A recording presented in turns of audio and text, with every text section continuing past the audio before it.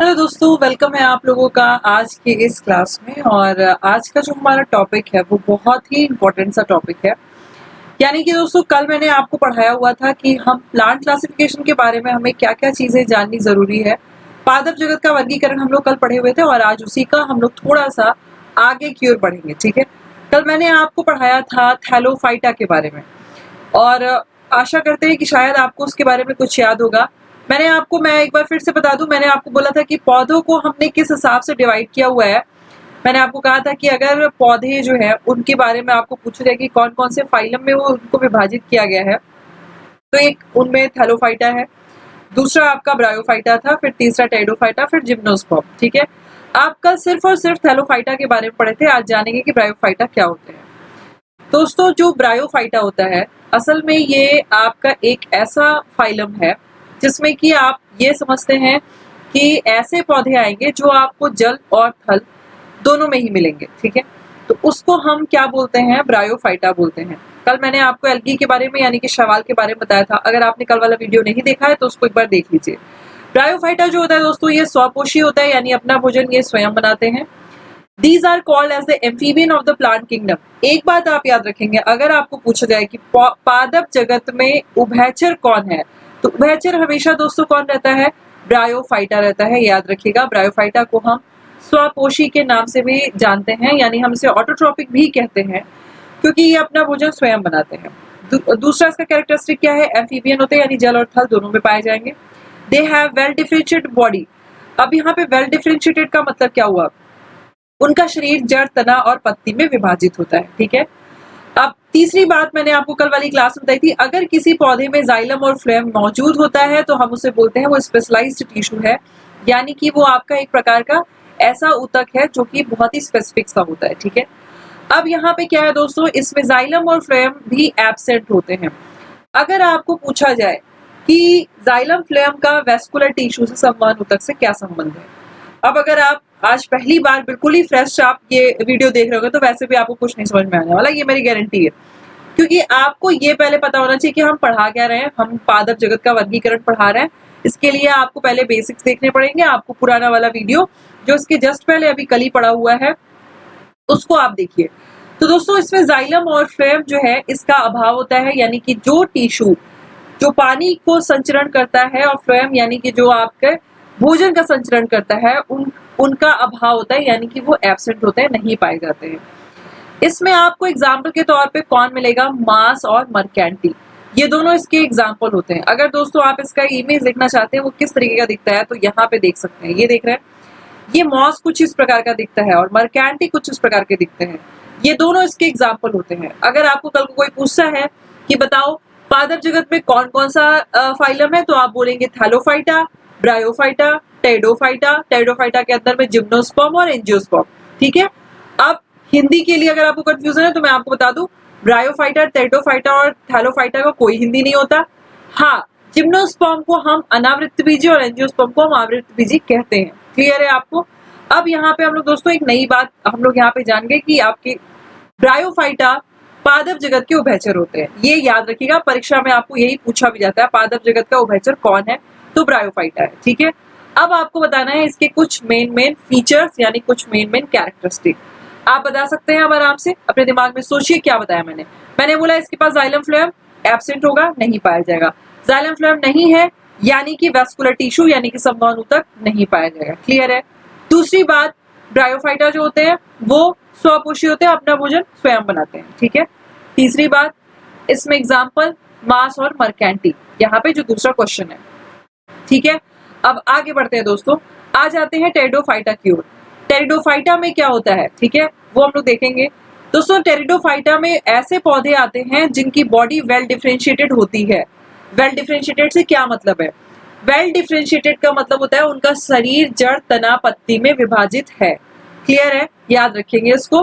They have specialised tissue, इनके पास कुछ specialised tissue होते हैं, यानी कि इनको खाना पानी पहुंचाने के लिए जाइलम फ्लोएम की जरूरत पड़ेगी। ठीक है, याद रखेंगे इसको।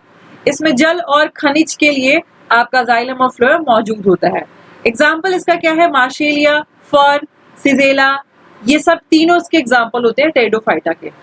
दोस्तों टेरिडोफाइटा संघ के सारे पौधे अपना भोजन खुद बनाते हैं क्योंकि उनके पास क्लोरोफिल होता है। ठीक है, एग्जाम्पल इसमें क्या क्या आ जाएगा आपका, जाइलम और फ्लोएम। ठीक, याद रखेंगे इसको। अब आगे बढ़ते हैं हम लोग दूसरे जो है इसके बारे में और क्या आपको जानना है वो देख लेते हैं।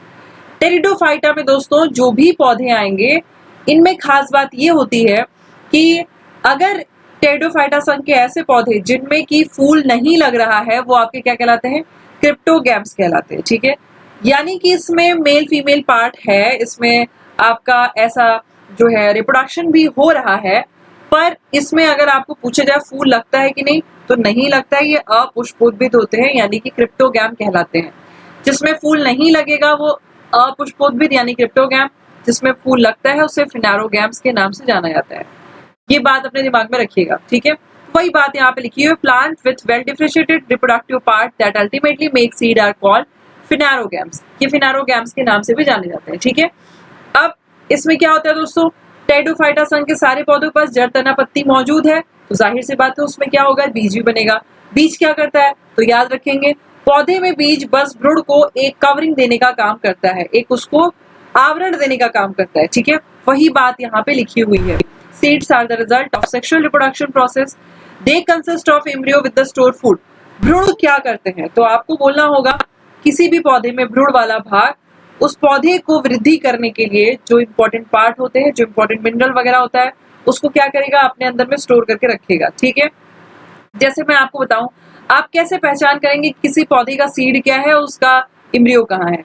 ये देख रहे हैं, एक अगर आप सेम के बीज को, मटर के बीज को, चने के बीज को, किसी को भी लीजिए, आपको ऐसा दिखाई देगा कि बाहर तो गोल सा है, बीच में आपको ऐसा मुड़ा हुआ पार्ट भी नजर आएगा। दोस्तों ये जो बीच में मुड़ा हुआ भाग होता है यही उसका भ्रूण भाग होता है यानी इम्ब्रियो होता है, और जो बाहरी गोल पार्ट है उसे क्या कहेंगे आप, बीज का नाम देते हैं। ये क्या करता है तो ये इसको प्रोटेक्ट करता है, इस भाग को संरक्षित करके रखता है, क्योंकि यही पे पौधे को वृद्धि करने के लिए न्यूट्रिशन यानी कि जो भी पोषण वगैरह मौजूद है जो चाहिए वो इसी में आपको पाई जाएंगी। जैसे आप किसी भी बीज को देखिए, इसी भाग से नया पौधा पनप करके निकलता है, कभी ये नहीं देखे होंगे कि बीज के इस भाग से कोई पौधा निकल रहा है, यही भाग उसमें मदद ही करता है। तो याद रखिएगा दोस्तों, सीड जो होती है यानी कि जो बीज होता है वो सिर्फ और सिर्फ एक प्रोटेक्टिव कवरिंग होती है, सिर्फ एक आवरण होता है। इम्ब्रियो जो होता है वो मदद करता है पौधे को पूरा अंकुरित करने में, यानी कि पौधे को पौधा बनने में वही मदद करता है। तो यही बात यहाँ पे लिखी हुई है दोस्तों। यदि टेरिडोफाइटा संघ का कोई ऐसा पौधा होगा जिसमें फूल नहीं दिखेगा तो क्रिप्टोगैम्स, फूल दिखेगा तो फिनारोगैम। ये आपके एग्जाम में थोड़ा सा पूछा जाता है। ठीक है, अब आते हैं दोस्तों हम लोग अपने टेरिडोफाइटा में आपको क्या क्या पूछ सकता है। अगेन क्रिप्टोगैम्स के बारे में आपको बताना है, और यहाँ पे दूसरा लिखा हुआ है जिसके पास सीड बनता है और वो पूरा डेवलप हो जाता है पौधा, उसे हम क्या कहते हैं तो फिनारोगैम कहते हैं, यानी जिसमें फूल लगते हैं उनको फिनारोगैम। ठीक है, अब यही आपको नेक्स्ट वाले में भरना था। अब आगे बढ़ते हैं दोस्तों, अगर किसी बीज के ऊपर खोल है तो उसे किस नाम से जानेंगे, अगर किसी बीज के ऊपर खोल नहीं है तो उसे किस नाम से जानेंगे। अनावृत बीजी का मतलब क्या होता है दोस्तों, जिम्नो का मतलब होता है नेकेड, नेकेड मतलब समझ रहे हैं ना, जिसके ऊपर खोल ना हो। स्पर्म का मतलब क्या हो गया, बीज। तो ऐसे बीज जिनको आप बिना छीले यूज करते हैं वो सब अनावृत बीजी में आ जाएंगे। आप सोच सकते हैं कौन कौन से ऐसे बीज होते हैं जिसको बिना छीले यूज करते हैं। एंजियोस्पर्मिक में आते हैं आवृत बीजी। आवृत बीजी में ऐसे बीज जिसको छील के यूज किया जाता है। छील के मतलब समझ रहे हैं, जैसे मूंगफली है छील के खाते हैं, टमाटर है सॉरी मटर है छील के खाते हैं, और टमाटर भी हो गया, टमाटर का भी बीज बीच में होता है, टमाटर पूरा गूदा होता है उसका भी बीज बीच में है। ठीक है, तो बीज बेसिकली बीज अंदर पाया जाए, बीज के ऊपर एक कवरिंग हो, एक खोल हो, समझ रहे हैं। चावल को ले लीजिए, चावल जो होता है उसके ऊपर भी एक खोल होता है, वो खोल उतारते हैं तो जाके आपको चावल मिलता है ना। वैसे वो सारे पौधे एंजियोस्पर्मिक कहलाएंगे जिनका बीज खोल में है, आपको उसको छील के खाना है। नीचे देखिए यहाँ उदाहरण लिखा हुआ है, लहसुन ऐसा है, केला ऐसा है, चावल ऐसा है, बाजरा ऐसा है। ठीक है, याद रखेंगे इस बात को। जिम्नोस्पर्म में कौन कौन से उदाहरण आते हैं दोस्तों आपके, जिम्नोस्पर्म में आता है चीड़, देवदार और सिकोया। ये तीनों पौधे ऐसे होते हैं जिसका बीज आपको नेकेड मिलेगा, यानी कि उसके ऊपर कोई खोल नहीं रहता, बड़ा सा बीज बीच में साफ साफ दिखाई देता है। ठीक, याद रखिएगा। और उसके बाद दोस्तों ये जो जितने भी ऐसे पौधे होते हैं जो जिसके पास नेकेड सीड होती है, जिनके सीड पे कोई कवरिंग नहीं होती, वो ज्यादातर आपको मरुस्थलीय एरिया में मिलेंगे। ये बात मेरी एकदम अपने दिमाग में रखेंगे। क्लियर है आपको? अब चलिए दूसरा प्रश्न मेरा आपसे यही है, कमेंट सेक्शन में वीडियो को पॉज करके बताइए। हम अगर सीड के बेसिस पे पौधों को अगर हम देखते हैं तो पौधों को किस हिसाब से क्लासिफाई किया गया, ये पूछा गया कि यानी कि पौधों को कैसे डिवाइड किया गया है कि पौधे के बीजों को, कि बीज के ऊपर अगर खोल है तो क्या कहेंगे, खोल नहीं है तो क्या कहेंगे। समझ में आ गई बात आपको? अब आगे बढ़ते हैं दोस्तों। अब देखिए, जिस बीज के ऊपर खोल रहता है उसमें एक और खास बात देखी जाती है, क्या? बीजपत्री वाली बात। ठीक है, अब यहाँ पे बीजपत्री क्या है, मोनोकॉट डाइकॉट क्या होता है, एक बीजपत्री द्विबीजपत्री क्या होता है। तो यहाँ पे ध्यान से देखेंगे दोस्तों, कोई भी आप बीज को लीजिए और अगर आपके दबाने पे वो ऐसे ऐसे दो पार्ट में टूट के अलग हो गया तो वो क्या कहलाएगा? डाइकॉट कहलाएगा। ठीक है, बात समझ में आई? अब देखिए, जैसे कि यहाँ पे आप देख पा रहे हैं, ये सेम की बीज का फोटो दिया हुआ है। इसमें क्या होगा, आप तोड़ेंगे दो पार्ट में डिवाइड, ऐसा सोच लीजिए। और भी चना आपका डाइकॉट, और आप सोच लीजिए कुछ और एग्जाम्पल ले लीजिए अपने दिमाग में। मटर डाइकॉट है ना, जिसका बीज दबा रहे हैं दो पार्ट में वो टूट जा रहा है। दोस्तों ये जो दो पार्ट में टूटता है ना, इसे बीजपत्री का नाम दिया जाता है। एक भाग बीजपत्री, दूसरा भाग बीजपत्री, इंग्लिश में कॉटिलिडन कहते हैं। ठीक है, अब उसके बाद इसमें एक और खास बात होती है दोस्तों, इनकी पत्तियों में लंबी लंबी लाइन आपको मिलेगी। ठीक है, आपने देखा होगा इस तरीके से, देखिए लाइन है ना यहाँ पे, इस टाइप का कुछ लाइन इनके पत्तियों में भी मौजूद होता है। ठीक है, इसके एग्जाम्पल क्या है? नॉर्मल सारे पौधे, सूरजमुखी और आपका गुलाब। ठीक है, अब चलते हैं दोस्तों आपके मोनोकॉट में। मोनोकॉट में क्या हो जाएगा? मोनो का मतलब होता है एक, कॉटिलिडन का मतलब बीजपत्री, एक बीजपत्री। अब एक बीजपत्री का क्या मतलब हुआ? उसका मतलब ये हुआ दोस्तों कि यदि आपने किसी भी बीज को तोड़ने की कोशिश की, वो बराबर दो भागों में नहीं टूट पाया, अपने आप नहीं नेचुरली टूट पाया, या फिर आप चाह भी नहीं कि वो दो भागों में टूट जाए तो वो टूट नहीं रहा है, तो फिर वो आपका क्या कहलाएगा? वो कहलाएगा आपका मोनोकॉट। क्लियर है? याद रखिएगा, इसमें क्या आ जाता है? मक्का आ जाएगा और सारे घासें जो है इस प्रकार में आ जाती है, इनके बीज ऐसे होते ही नहीं है। ठीक है, अब दोस्तों हम लोग चलते हैं, आपको क्या क्या इसमें याद रखना था। डाइकॉट में कितने बीज पत्र हैं? बोलेंगे दो। मोनो में कितने बीज पत्र हैं? बोलेंगे एक। क्लियर है?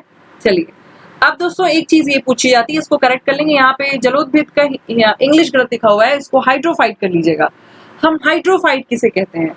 हाइड्रो मतलब हो गया जल, फाइट मतलब हो गया पौधा, जलोद्भिद मतलब हो गया जल का मतलब जल हो गया नॉर्मल वाटर, और भिद का मतलब हो गया पौधा, यानी कि पानी में पाए जाने वाले पौधे जलोद्भिद कहलाते हैं। ज़ेरोफाइट का मतलब क्या हुआ?